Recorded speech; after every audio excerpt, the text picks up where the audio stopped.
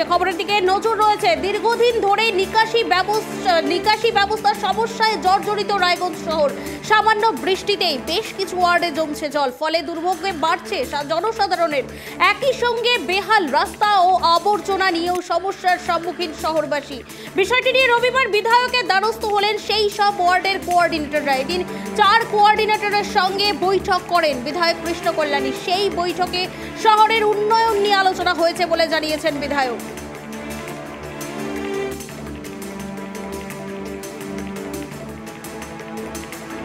তো আজকে এদের ওয়ার্ডের আমাকে সমস্যার কথা বললেন, আমি ওনাদেরকে বললাম যে সমস্যা আছে, যে কাজগুলো হয়নি তার একটা প্রপোজাল বানিয়ে আপনারা আমাকে দিন। আর সেই প্রপোজাল নিশ্চিত আগামী 3 তারিখে আমাদের এনভিডিডি উন্নয়ন north Bengal development minister Udayan Guha আসছে। আমি ওনাকে এনাদের প্রপোজাল নিশ্চিত ফরওয়ার্ড করব।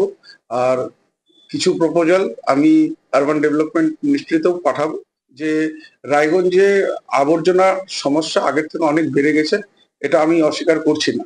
আজকে সাধারণ জনগণেরও অভিযোগ আমার কাছে এসেছে, সেই জন্য আমি কোঅর্ডিনেটরকে বলেছি যে উনাদের যে ওয়ার্ড ভিত্তিক যে লেবারগুলা থাকে, 5-6 জন লেবার থাকে, এখন দরকার পড়লে 27টা ওয়ার্ড আছে, সেখান থেকে যদি আমরা সপ্তাহে 2 দিন করে টাউনের মানে আমাদের কসবা মোড় থেকে চালু করে শিলিগুড়ি মোড় যদি সপ্তাহে 2 দিনও আমরা যদি পরিষ্কার যদি করাই, তাহলে ভাবে নেন এই যে আবর্জনার স্তূপ জমে আছে সেটা অনেকটা হালকা হয়ে যাবে, আর আবর্জনা মুক্ত আমরা রায়গঞ্জে করতে পারবো।